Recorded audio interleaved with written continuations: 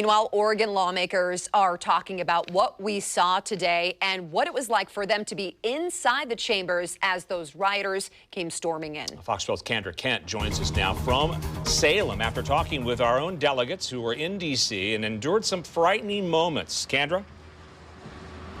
That's absolutely right, Pete. And we did speak with Senator Jeff Merkley today, who really painted this picture of chaos and uncertainty. And just like you said, they were frightened. They didn't know exactly what was going to end up happening inside the chambers today. We do want to, again, show you some of these images we've been looking at coming out of the Capitol as these far-right groups stormed and overcame police to get into the building. A woman was even shot and killed.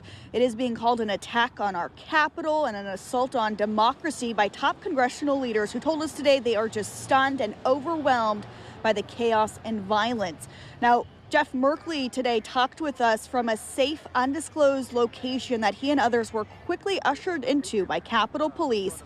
Merkley told us at the time he was on the chamber floor of the Senate listening to speeches from fellow senators when police and security guards suddenly stormed in.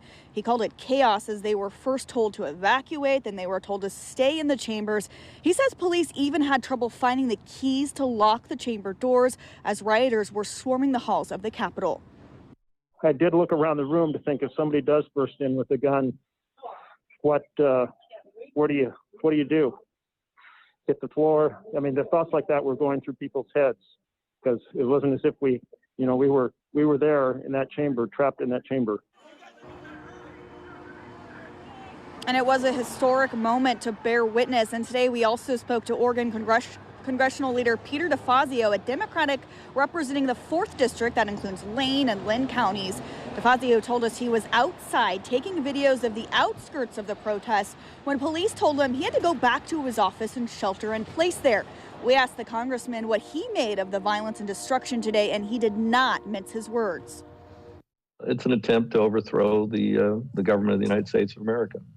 And it was fomented in whole by Donald Trump and his fantasies and his mental illness.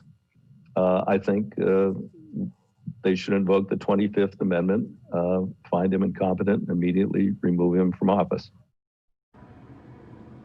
And Senator Merkley says there were clear warning signs and a direct path to this moment.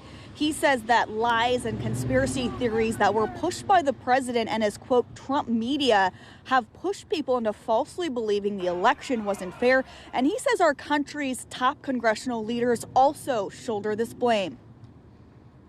I think that this situation is the result of really what has been the failure to have a strong bipartisan pushback to the lies and conspiracy theories promoted by the President of the United States.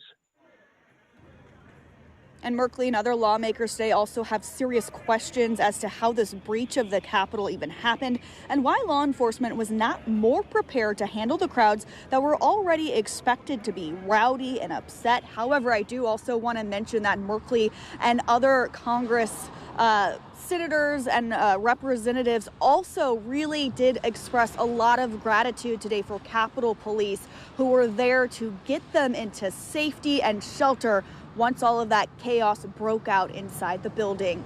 Reporting live tonight in Salem, Kendra Kent, Fox 12 Oregon.